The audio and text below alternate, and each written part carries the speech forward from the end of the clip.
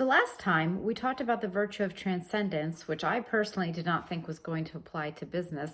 And now we have one that sounds like it would. I'm not so sure about it. Would love to hear your thoughts. So this virtue is called wisdom and knowledge. Wisdom and knowledge both sound like great things, and they are indeed. But how do we apply them to business? So what I'd like to do with you is name off the 5 character strengths that are part of this virtue and see which one, if you were just looking at your jobs in general or a job in general and not a specific industry, what do you think would stand out as the most important quality for a person to have of these 5? You might think it's all 5. Let's pick one. I picked one. We'll see if we match. So the 5 are creativity, curiosity, open-mindedness, love of learning, and perspective. And perspective, by the way, they did note that they wanted to call it wisdom, except they called the virtue wisdom. So you can think about perspective in that way. It's like having a more sage, wise perspective on things, okay? So those are the 5. And I think something that will help as we decide which we would hire for is to talk about the non-felicitous opposites of each one. Oh, good. Found my glasses. I wasn't so sure. So which of these would you hire for? The opposite of creativity is monotonous, unimaginative, uninspired. I could see lots of jobs where it's not necessary to be inspired or to do something particularly non-monotonous. I mean, there are many jobs that require some monotony to them, and frankly, those who are very maybe strategic thinking or free-flowing in their minds very much need people who are more able to stick with a pattern, a little more rigid, follow the rules, things like that.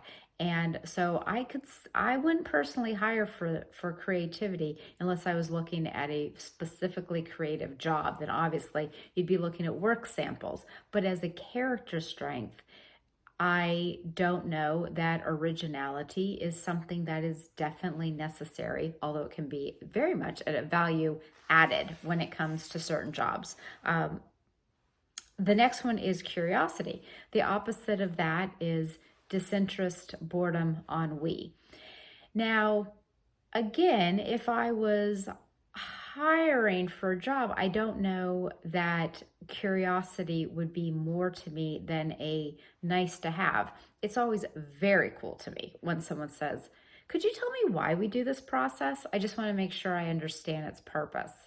That's curiosity, and I think that's amazing. But it certainly isn't necessary. It does, I think, help people make better decisions later on. But largely, for most jobs, I don't personally think that it's that necessary. Cannot wait to hear. I mean, this is probably going to be one of my most likely to have people disagree with me. I'm going to save my favorite for last, so you'll know I'm already skipping over it. So love of learning is, of course, important in general to learn your job. The opposite is intellectual resistance, which is a little different, right? But if you're hiring and the person has the skill set for the job, then having a love of learning is really not necessary as long as they're competent to do the job. It could be a nice to have, and you don't really want intellectual resistance, as they call it, but it isn't necessarily the case that everyone needs to keep aspiring to know even more in that field. Maybe there is nothing more to learn in that field too, depending on what the field is. All right, the last one, perspective or wisdom, or the last one that I'm not hiring for.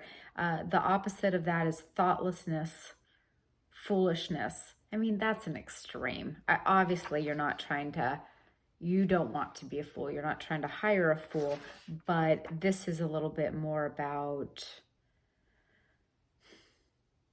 having a perspective where you can see that there's a wisdom in how other people do things, take the perspective where you can step back and look at it and not be so closed-minded, perhaps, as part of it. It's the long view of looking at the world and the way things happen together.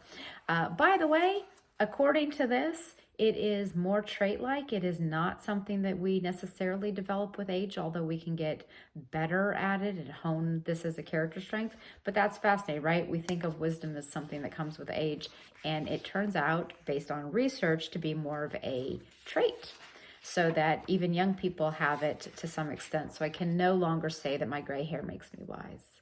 Apparently, that's just me making stuff up. So let me tell you the one I would absolutely positively want to hire for in every single job, no matter what it was.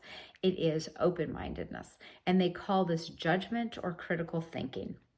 The other synonyms for it are flexible, broad-minded, complex.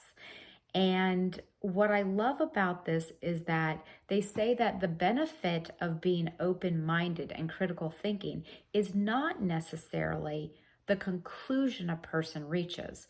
It's the thought process they put into reaching that conclusion, which is why you can have respect for a person and disagree with their decisions, right? Because they put a lot of thought into it. They've critically analyzed it. They may have used different data. And I know that that's probably a hard thing to say in science, but there's a lot of ways to look at data, and I'm highly scientific in my thinking, but you can get a new perspective. You can do different things to hear from new people. In marketing, we do a lot of focus groups. Focus groups can give you a different perspective than your marketing experts have. And bringing that all together is an open-minded way of looking at things that can get you to different conclusions than you had when you left out either the administrators or the strategists or the focus groups. So I love open-minded. I will read you the opposite of it to see, and you'll see even more why I love it. The opposite of open-mindedness is inflexibility, rigidity, intolerance, prejudice, dogmatism. Well, none of those are going to help your projects grow, your company grow, your people grow. So that's the one I'm voting for. Would love to hear from you, and we'll see you in a few weeks. Bye.